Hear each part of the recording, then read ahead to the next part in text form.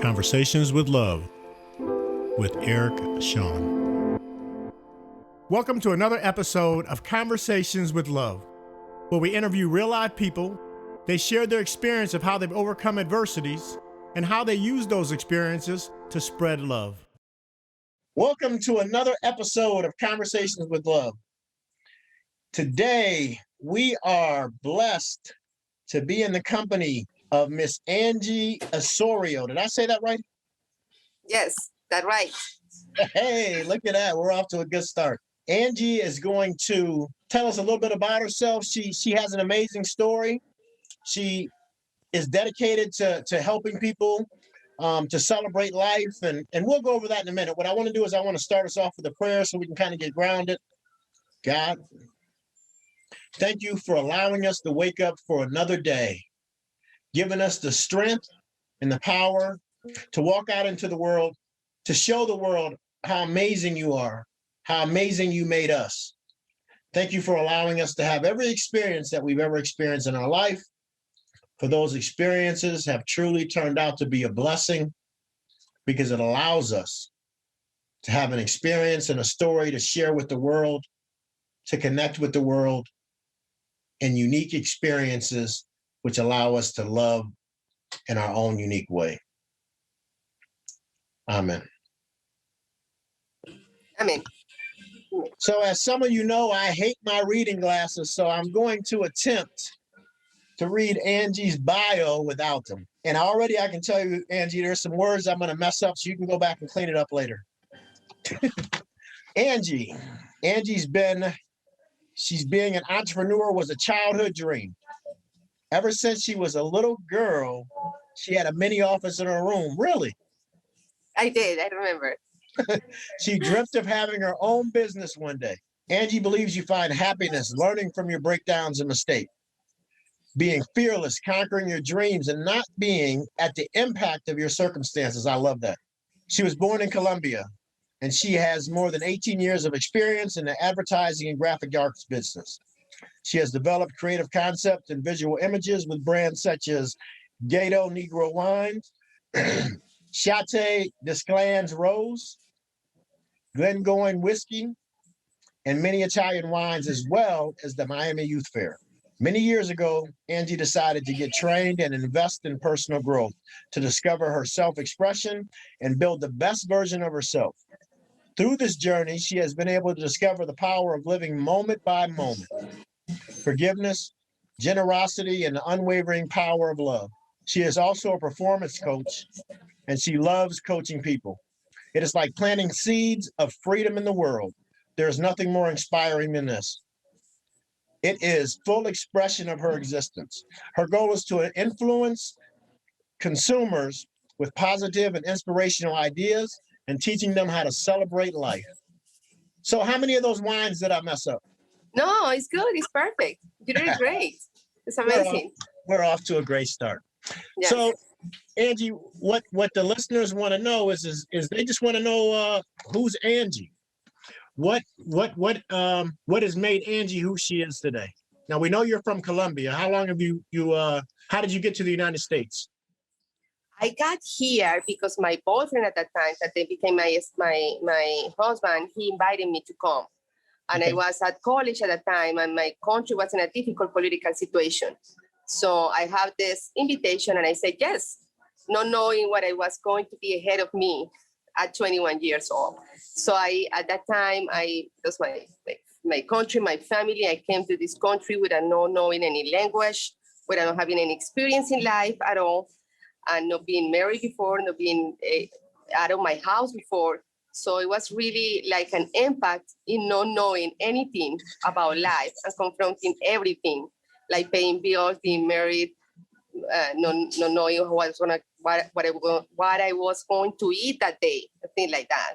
And that's why I came to this country. I was 8 years with not having any legal documentation and not having anything to do. You had full of expectations and dreams, and struggling in what to do next, what I'm going to do now, what I'm going to do, what I'm going to learn English, what I'm going to go to the gym or learn English, and I'm going to have a physical like activity, or I'm going to, it was always like wondering what I'm going to do, what I did wrong.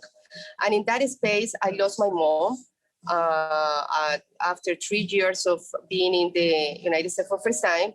And it was a great impact in my life. I was not able to see her anymore, and not able to travel to Colombia to see her when she passed away. And I was kind of lost for many years. So I became in a really like frustrated, and I can say that I was like not a nice person, or let's say that if at the effect of all of the things, I say, what is wrong with me and what is wrong with all you society and people? What is wrong that is all of these things are happening to me?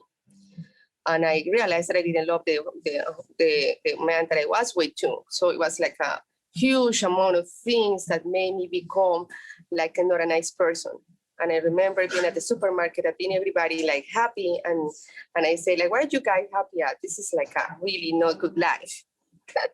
And out of all the strugglings and everything, I was looking to find a little girl that was at the office working and finding something to create. So it was, what happened with that? What happened with that me that was happy down there?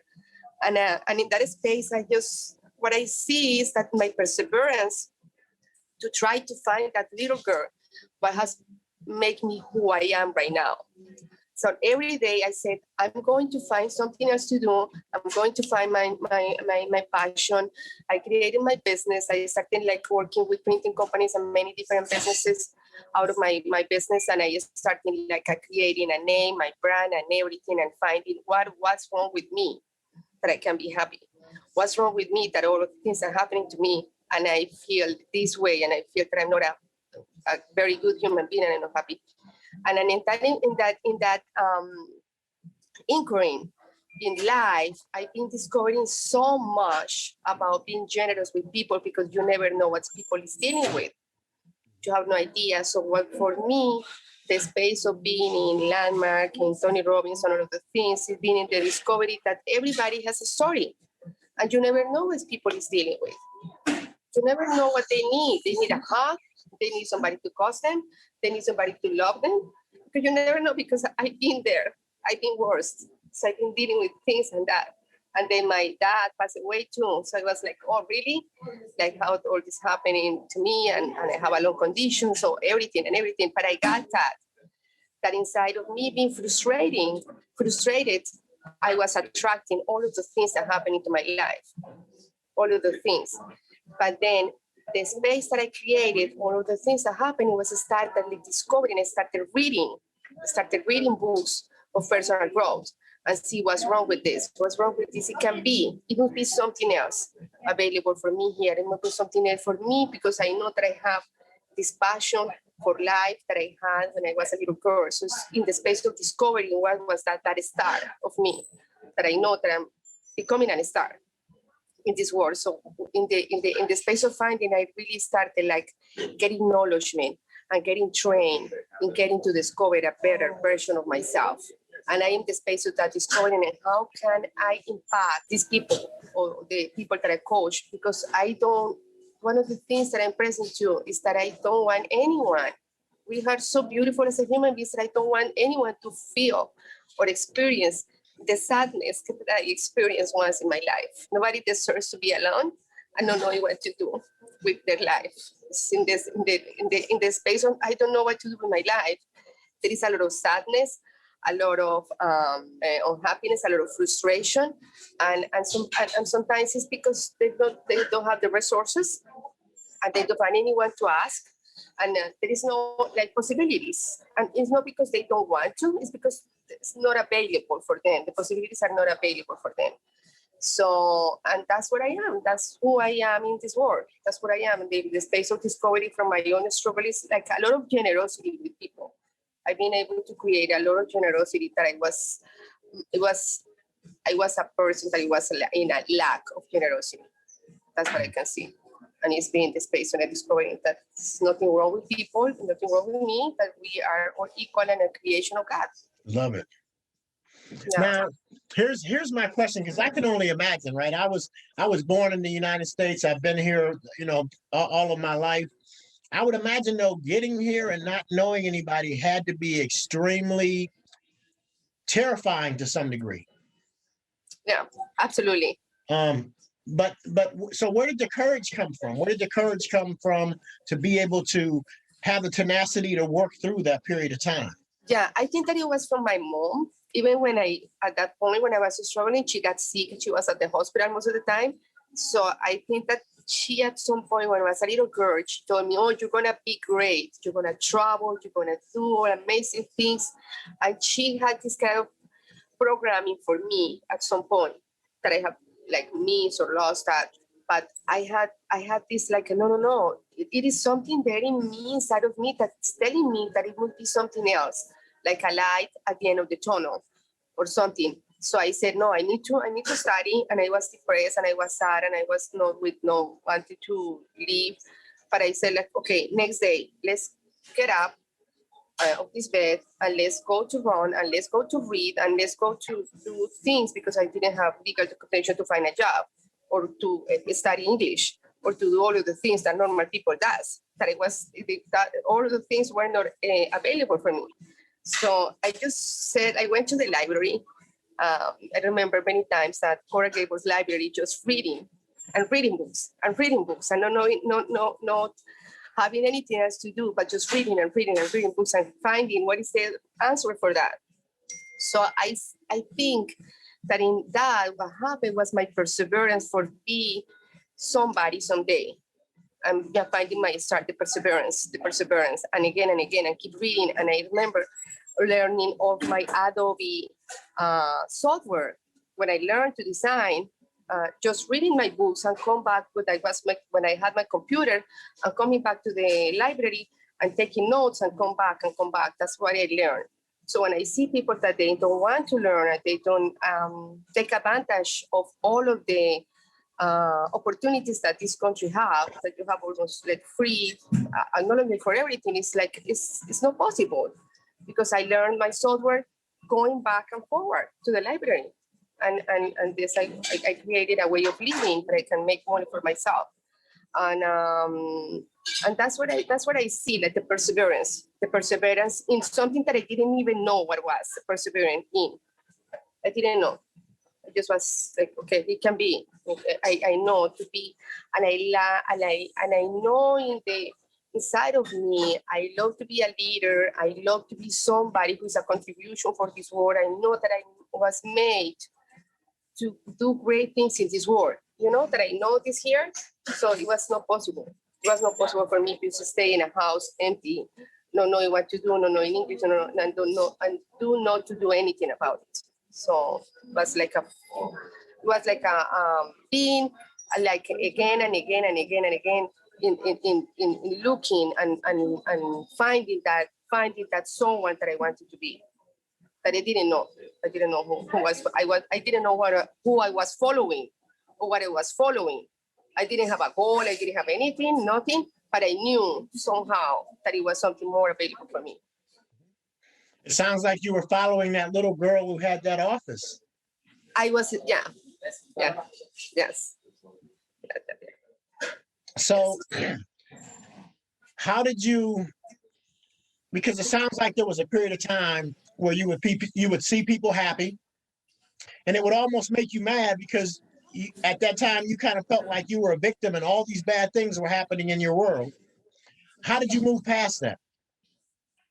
How did you come out of being a victim? Because it doesn't sound like you're a victim now.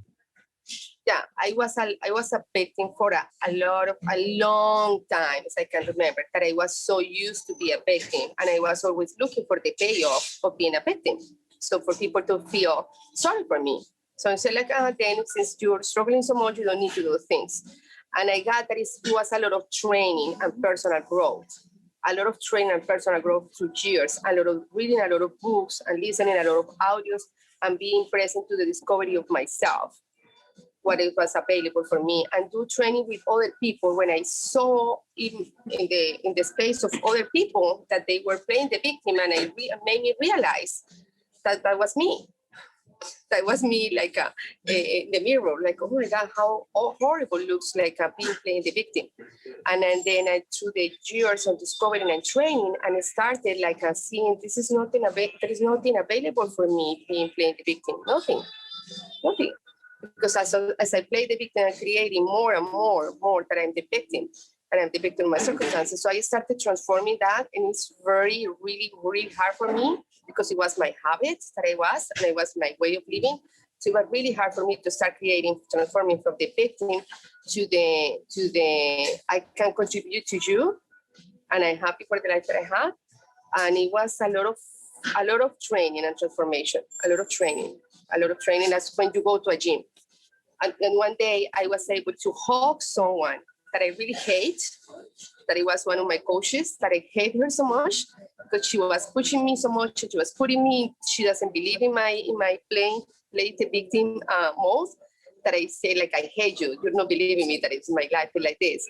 And when I was fighting with her, when I was able to hug that woman and being present to the love that is in the space of generosity when I hate someone, it was amazing. And I think that was the day that I discovered generosity fully, that I was able to forgive people and don't give attention, don't take things personal.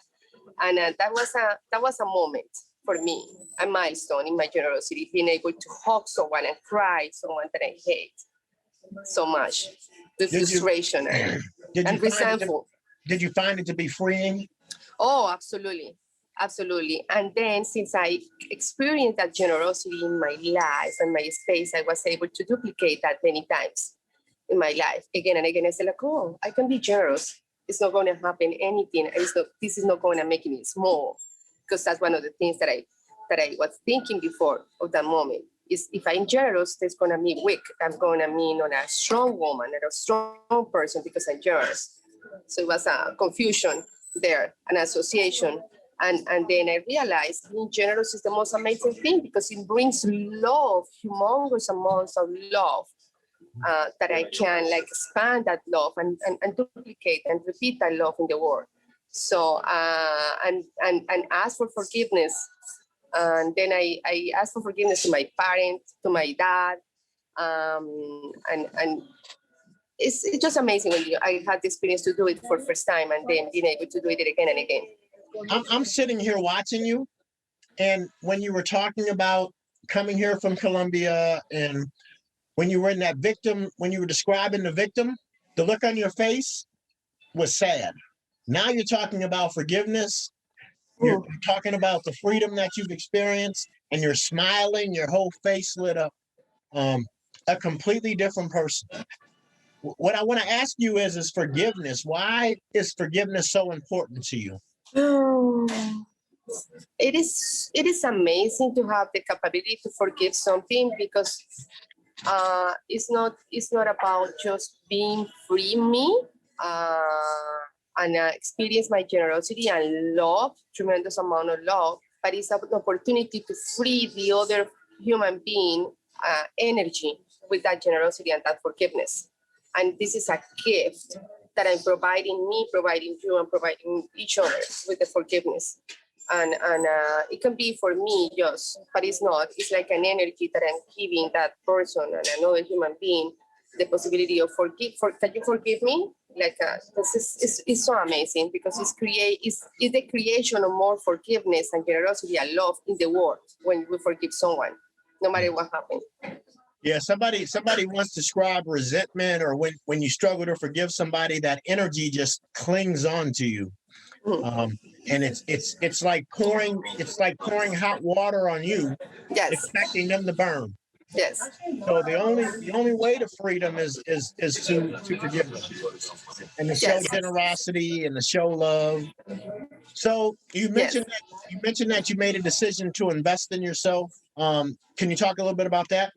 How you came to that decision? Yes. Yeah, sure. Yeah, when I started, like I had this lung condition, and when I inside of all of these victims that I was playing, I got sick.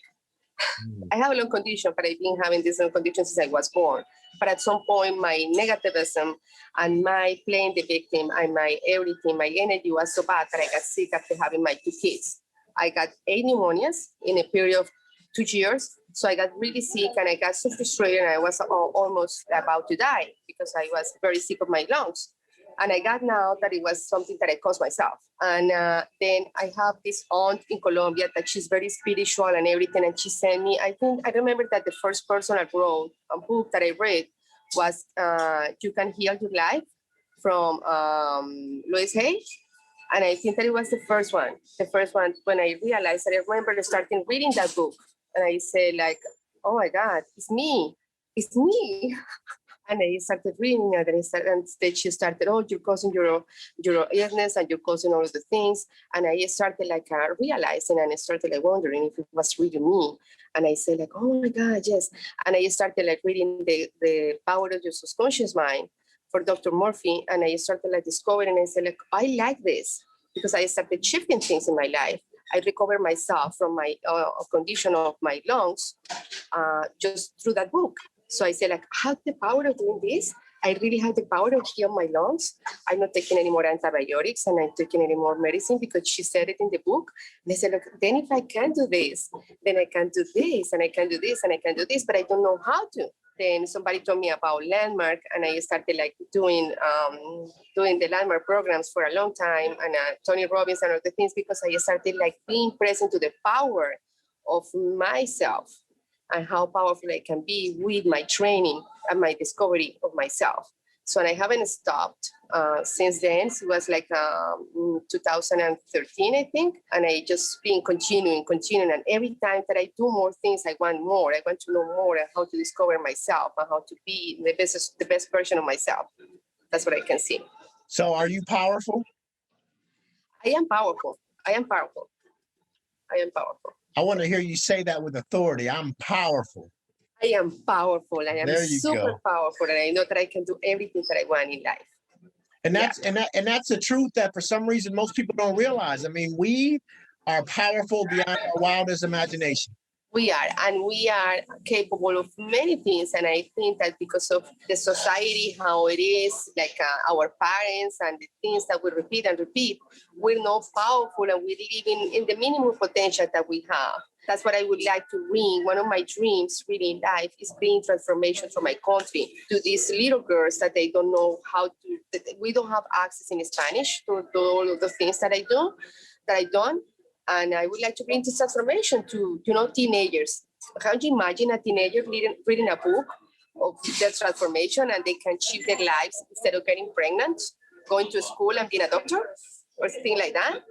It would be like a totally shift. So I would like to bring this transformation, and somehow I'm going to, this is one of my dreams, that being that to another person that have the experience that I did, that I had, like being present. It's possible. It's possible. I was frustrated, and I was like mean, and I was victim, and I started like shifting my life to somebody that I have my brand, I have my business, I'm coaching people, and I'm doing all those things that for me, like 10 years ago, were just a dream. Yeah. So what can the world expect from Angie over the next years? Wow, that's a super good question, and thank you for asking me, because I am in the inquiry of that. What is next? And one of the things that I would like to expand with my brand, that is Teen Cheers, is how, because I work with the alcohol industry, and I see how the alcohol can impact many lives in many good and bad ways. We can make money out of that. We can celebrate life. So one of the things that I want to impact with that is then bringing to the alcohol, to the experience of celebrating life, and not to get drunk and ruin your life and ruin the life of other people. It's just been about celebrating life and enjoying a moment, and how you can enjoy this in social life, in parties, and doing that. So being having a very good context of alcohol and being responsible for drinking alcohol, and at the same time using the acknowledgement and all this transformation is bringing transformation to my country, at the world, at the level that I was telling you before, how to make available audios and books and all of these things to different people in different regions of the world, so they have the ability to transform themselves and create more things for their lives, for schools, education, careers, better relationships, and many things like that. This is what the world can expect from me. Yeah. Because you're powerful. Because I'm powerful. Yeah. Because I am. Is the little girl who had the office, is she happy? Oh my God. She is happy and she's proud of herself, but she said, like, you're not there yet. You're like in your 25%. So every day I say, like, okay, no, this is not me. This is not enough. This is not enough. You need to keep doing. It's a little, a lot of more things to do and create in the world. And it's like a little more team to create, there are more people to talk to, there are more conversations, there are more being exposed. And so this little girl, is telling me every day, okay, what are you doing? Don't procrastinate. Don't do this. Keep going. Do this because I expect so much from you. I love it. That's a little girl telling me. I love it. Because the reality of it is as long as we're alive, there's more learning and there's more love that we need to share. Yes. Yeah. Thank you. Thank you. What final message would you like to leave people with? Yeah, my message will be my message is right now that no matter what happened, it is already in the past, that we can create newly every moment. That's my message. We can create new every moment. That's a great message. And I remember from reading your bio, one of the things is living life moment by moment, being present. Yes. Because When life I'm present to that, I really, nothing happened, not even like the things that I wasn't able to complete or beating me up. No, okay, this is a present I can create from now, fully present to create newly every time. From all of my listeners, I want to thank you for having the courage to go through the fear, to climb the mountains, to deal with the adversities, to rediscover that little girl, because you are truly an amazing woman today. And I think the world is blessed to have you. Thank you so much. Thank you. I appreciate it. Thank you for inviting me. It's been amazing to be able to rediscover all of the things that we sometimes, and I really acknowledge you for creating this. And I ask people to be present to their wins every day, because sometimes you don't remember. Now that I have this interview with you, I'm present to, oh my God, I have done all of those things. But not every day I'm present to that. And then when we're present to that, it's like we have a treasure in our hands that we're not present to. Absolutely. Thank you for being willing to be to share this space with us today. And I look forward to seeing how you continue to grow in the future. So I'll be watching you. Okay, thank you. Thank you for inviting me. Thank you. Have a wonderful day. Okay, you too. Bye-bye. Conversations with Love with Eric Sean.